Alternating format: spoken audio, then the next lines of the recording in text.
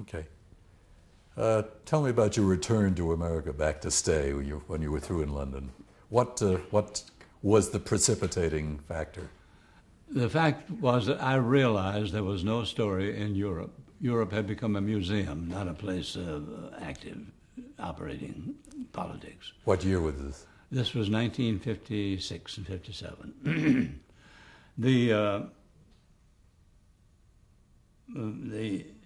I realized that by habit we were including a London spot on our news roundup every day, and there was no news.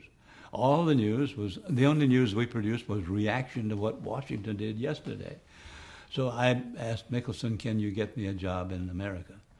And after a while he said, you know, it's been helpful to us that you do these very short commentaries in front of the House of Commons, in front of the Kremlin, in front of the Quai d'Orsay.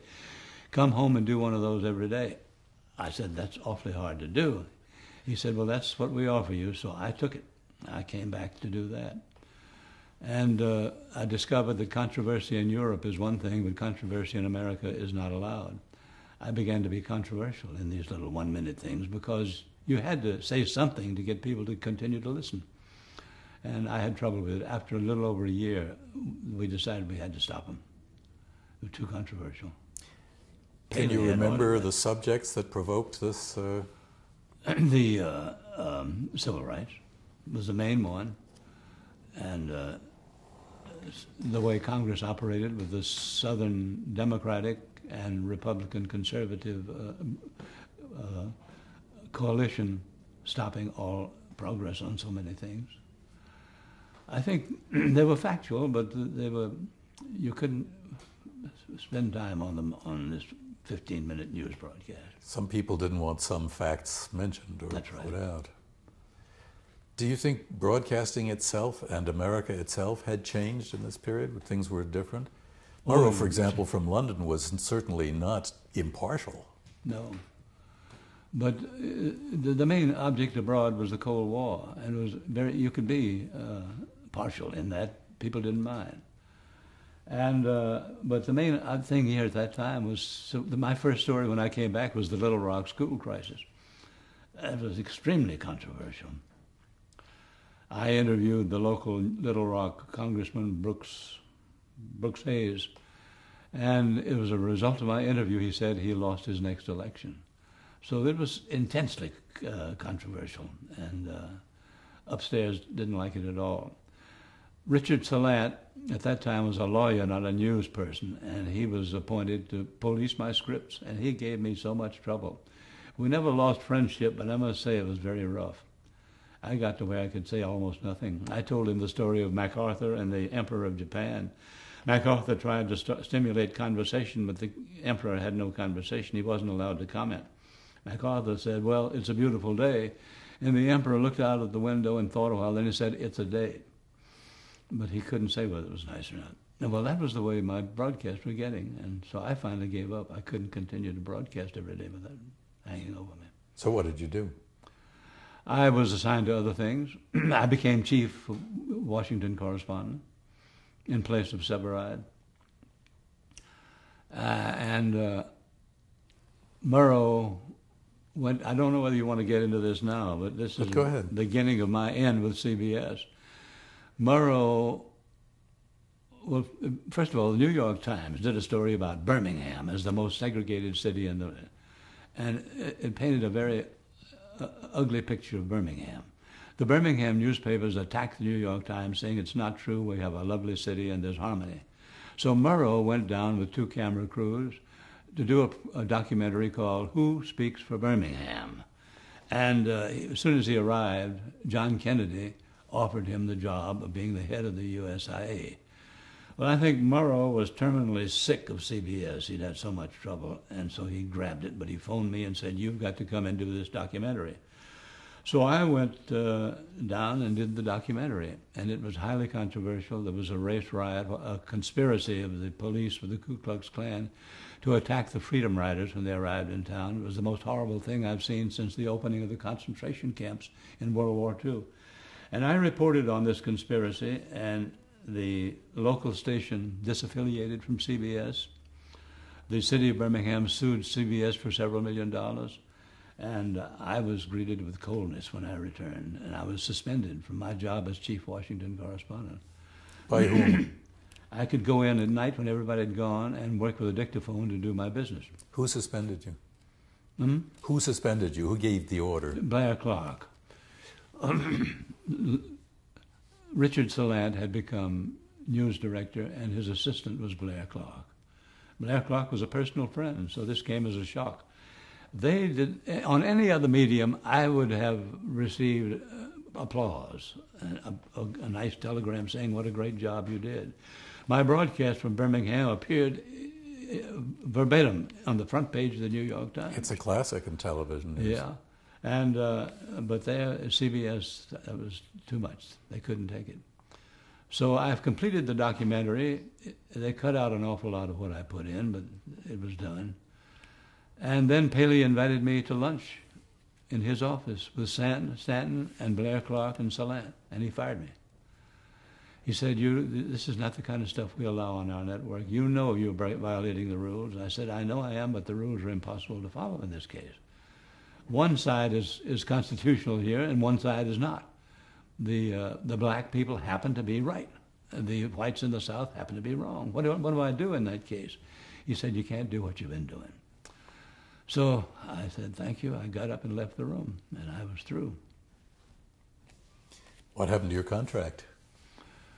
Murrow said, didn't they give you one of those unbreakable contracts? I said, they sure did. He said, we'll sue them. Yeah, I'll swear to anything you say. Sue them. Well, I had agreed to the breach because I'd gotten up and walked out, so I didn't have a leg to stand on. Was television an important factor in the civil rights battles? Decisive. I think even people who were biased on rights saw these pictures every night at the dinner hour, beating up blacks, putting sicking dogs onto them, and said, this has got to stop. Something must be done. So I think that really was the decisive fact. That and the powerful will of Lyndon Johnson to have a success in legislation. Those two things did it. And the wonderful eloquence of Martin Luther King.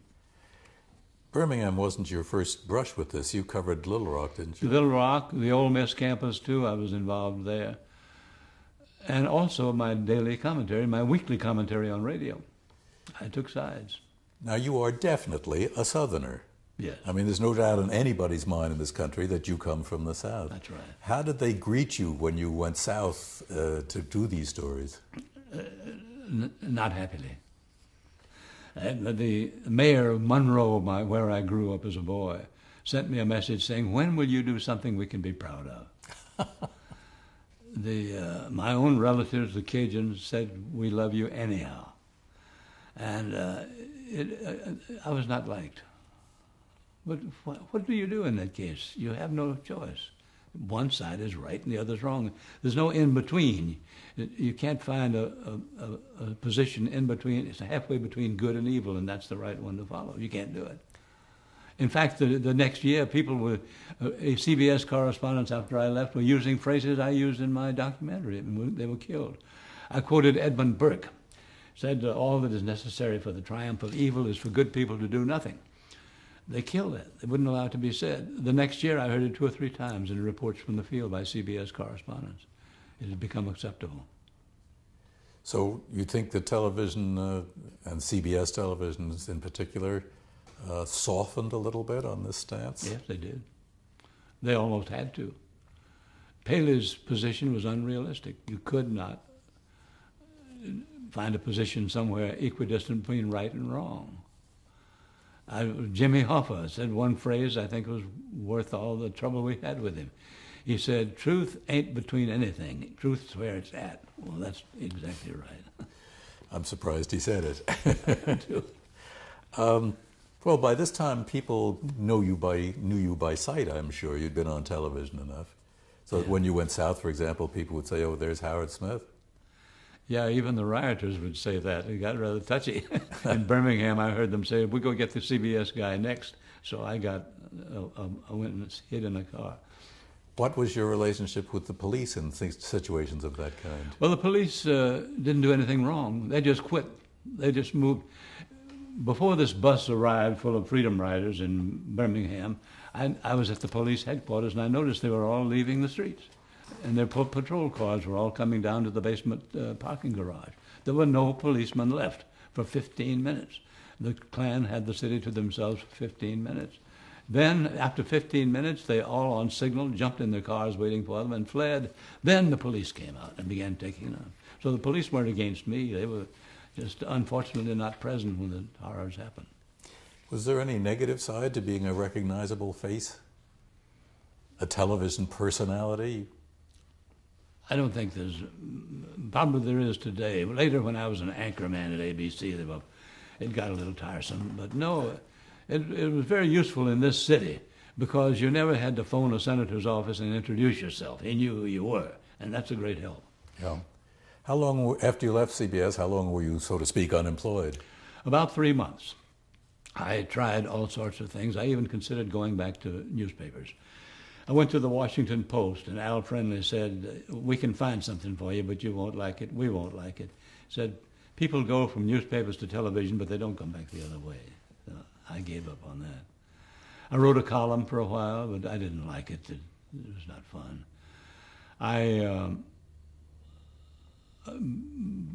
Bill Benton, who had been a senator from Connecticut, had offered me the job of being the editor-in-chief of the Encyclopedia Britannica. So I went to see him up in the Waldorf Towers next to MacArthur in New York. But the job had been filled by Harry Ashmore, the Little Rock newspapers. I tried several things until finally, one day, the public relations officer of the Nationwide Insurance Company in Columbus, Ohio, phoned me and said, our boss, Murray Lincoln, would like to talk to you. Can you meet us in New York at a certain place, at a certain time?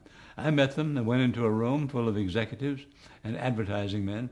He said, we want to go national on television. Can you do a program for us? I said, yes, I sure can.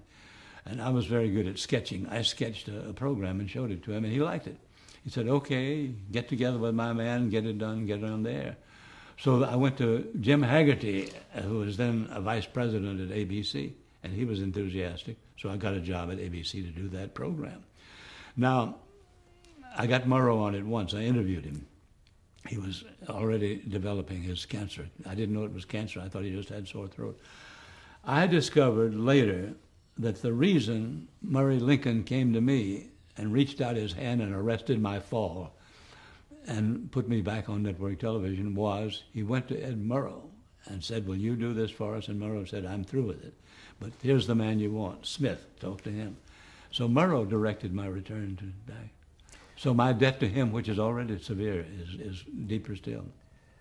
But when business picked you up, they didn't balk at the idea that you were in red channels. They didn't balk at the idea that you were controversial. They just simply said, we want you. Murray Lincoln is a liberal, and he wanted just that said. He wanted that said.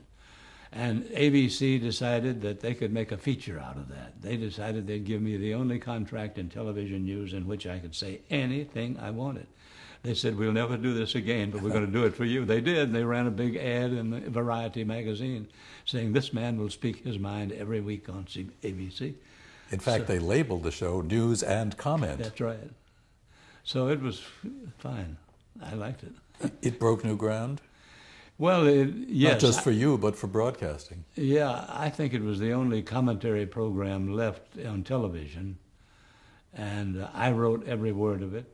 I had 2 researchers who helped me get the stuff together every week, and I would go to New York and find out what they could do to illustrate it, and I would rewrite the script at the last minute. And I did the whole show. Who worked with you on it, produced, directed, or was important to you? Mm-hmm. Who were such people? Bill Coben, who was at CBS.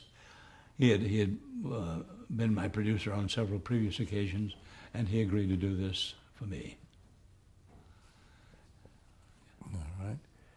And one of you, with this one, I got the Paul White Memorial Award. I was the first working newsman to get that award from the Radio and Television News Directors Association. Previous to that, Kennedy and Nixon had won it for debating. Incidentally, I moderated that debate. I was going to get to that eventually, but go right ahead. And Frank Stanton had won it, and some other executive had won it. I was the first working newsman to win it. Went to executives before. Mm-hmm. How did you happen to be chosen to be the moderator of the Kennedy-Nixon debate? I'll never understand. I would have thought Cronkite would be a natural for it. I would have thought Murrow would be a natural for it. They were both at CBS then. Instead, Mickelson asked me to do it, so I was delighted. I moderated the first presidential television debate, and later, one of the later ones, Carter and Reagan. I moderated that one too. You were still working for CBS at the time? No, I had retired when I did the Carter-Reagan debate. No, I mean the Kennedy-Nixon. That was CBS, yes. I was still at CBS. Did you have any kickback from that, from moderating that debate? No kick. I was very careful. I was very sterile. I said absolutely nothing that would prejudice anyone in any way. But I see it repeated now on television at least once a year, every year. It's my annuity. Did you feel like there was a big argument afterwards? Some people said those who heard it on radio thought Nixon won. Those who watched it on television thought Kennedy won. Absolutely. What was your feeling? You were Exactly there with that. them. I kept a score. I've forgotten how I gave it points, but I gave Nixon 18.5 points to Kennedy's 18. So I gave it to Nixon, but I couldn't see them. They were ahead of me, facing the camera that way. So I was listening to it on radio, as it were. Later, when I went back and saw it replayed, I could see that Kennedy swept it. He just looked so enchanting. There was body language involved. And personality, yeah. And that's a major difference between radio and television. Yes. Mm-hmm. Kennedy said a lot with his body. Mm-hmm. And his persona. It gave you confidence. Yeah. Nixon was a little shifty. He knew he had made a mistake when he came in the studio. He showed it. He was ill at ease. He shouldn't have agreed to that. He was famous. Kennedy was not at that time. So he realized he'd made a mistake, and one night he elevated Kennedy to his level, and Kennedy told me he won the election that night. Going back to Howard K. Smith news and commentary, was there ever anybody in ABC who even mildly suggested that you might tone it down a bit? No, Murray Lincoln once gave me a little trouble.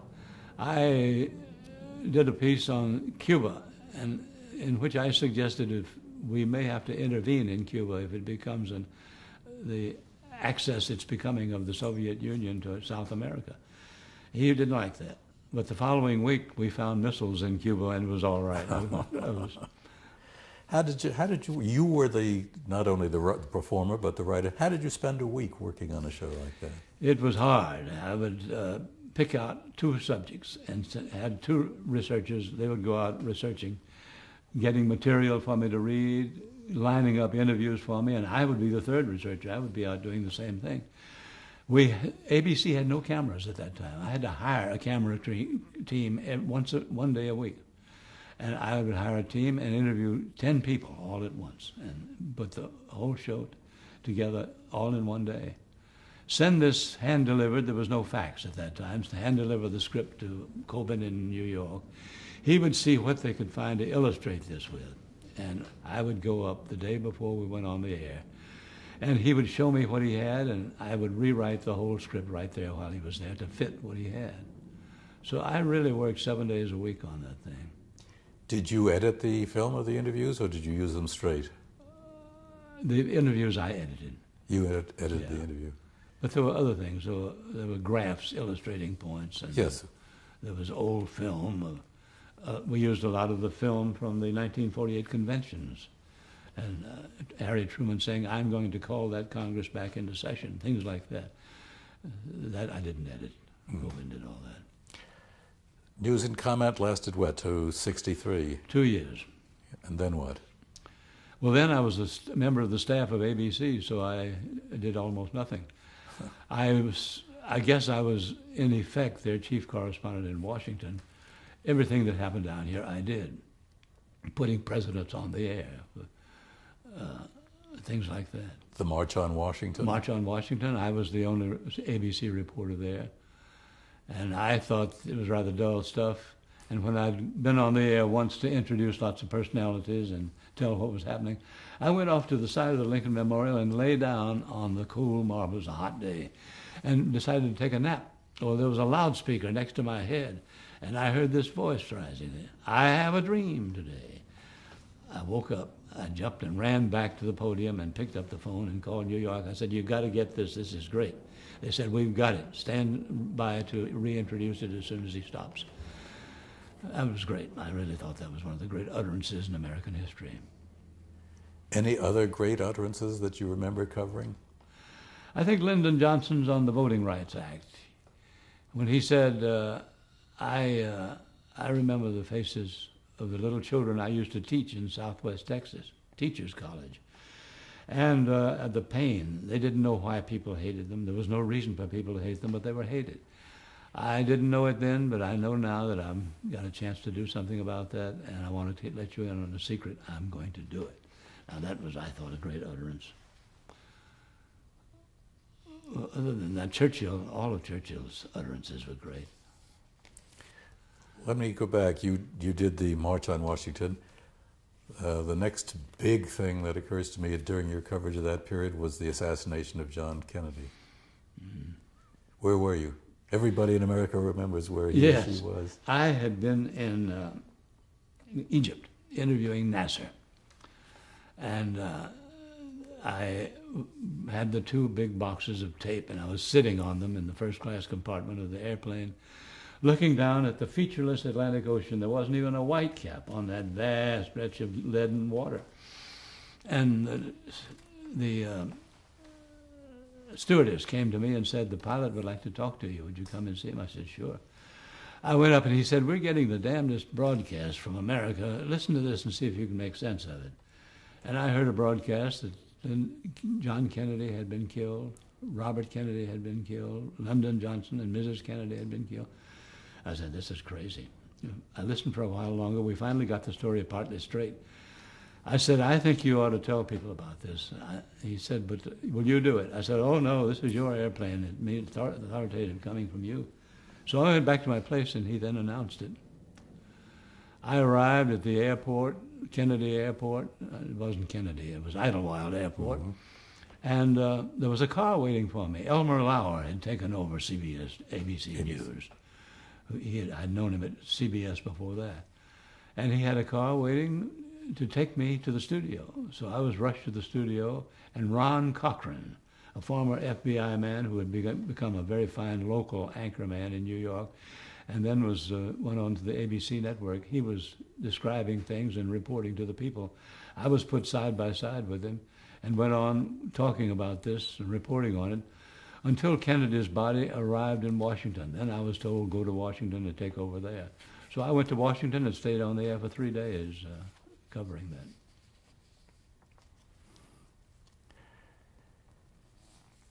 In the new world after the death of Kennedy and the death of Lyndon Johnson, you did a lot of coverage on the Hill, as I remember.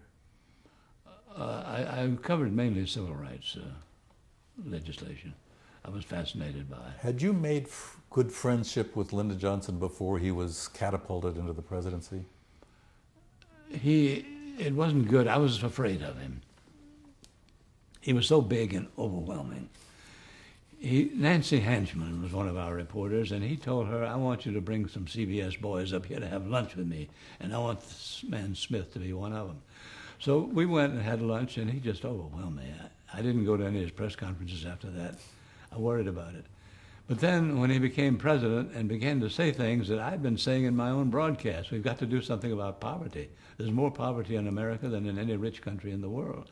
And civil rights, we've got to do something about that. So he invited me to come with Cronkite and Nancy to be the MCs of a party he gave for Congress on the White House lawn. He had the cast of Guys and Dolls down for it, and we interspersed with comments. And then he came to me and said, "If you want to see me, ask. It may take you 3 weeks, may take you a day, but you'll see me, I promise." Well, this is very hard to turn down. So I began to see him, and I saw him rather frequently after that. Did you do any commentary about the new president during the Kennedy funeral period? The new President Lyndon Johnson? No, we were really preoccupied with Kennedy. We didn't have time to do that. Whom did you work with during the funeral? We all... Edward P. Morgan, an old friend from CBS. Mm-hmm. and now he was with ABC. How did it work? I mean, how did you share? This was before the days of double anchoring, as I recall. Well, I found it a little difficult in that Ed Morgan thought the way you succeed in television is to talk a lot. So he talked a lot. I think he talked rather too much very often, but he was new to it. I was not new to it. I'd been on television a long time. He hadn't been on it all. He was on radio all the time. So we were great friends, so we got along beautifully together. Did you have a good producer in your earphone telling you when to be quiet and when to talk? Yeah. Who was it, do you know? I think it was Bob Siegenthaler. Pretty good. Mm-hmm. Outstanding. Yeah. Do you remember any of the stories you covered when you were covering The Hill? Just the passage of the Civil Rights Laws Bill through Congress. I don't think I paid any attention to anything else. Oh. With Friendly and for CBS Reports, I had done a long-hour interview with Howard W. Smith, from Judge across Smith the river in from Virginia. Judge Smith. He was the main foe of civil rights in the nation. And so I followed his attempt to kill the Civil Rights Bill and his failure at it, and I was thrilled by it. Would he talk to you? Oh, yeah. He was very friendly. He called me Cousin Howard. No, he was great, but he was a menace to the nation. I enjoyed that. I had quite a few contacts on the Hill at that time. Also, the Cuban Missile Crisis. I was up on the Hill a lot for that, too. Kenneth Keating was very helpful in lots of information. Kenneth Keating had the story long before the White House would acknowledge it. That's right. Long before. And everybody laughed at him. Yeah. Now, Murrow became head of the USIA. Mm-hmm. Did you have much contact with him then? Did he consult you at all? Well, during my period of unemployment, George Ball asked me if I would like to be Assistant Secretary of State for Public Affairs, the PR man from the State Department. Yes. He said, we're introducing a bill to free trade, radically free trade. We need a spokesman. And I thought it over. I went to see Murrow. Murrow said, take it. I need help. And I went to see Walter Lippmann. He said, don't touch it. He said, if you think you've suffered at CBS's hands, wait till you get to the State Department. I went to see Robert Kennedy, and he said, I've thought it over, and I think you ought to stay in television. You do your best work there. So I turned it down. But I saw Murrow from time to time then. We'll stop here.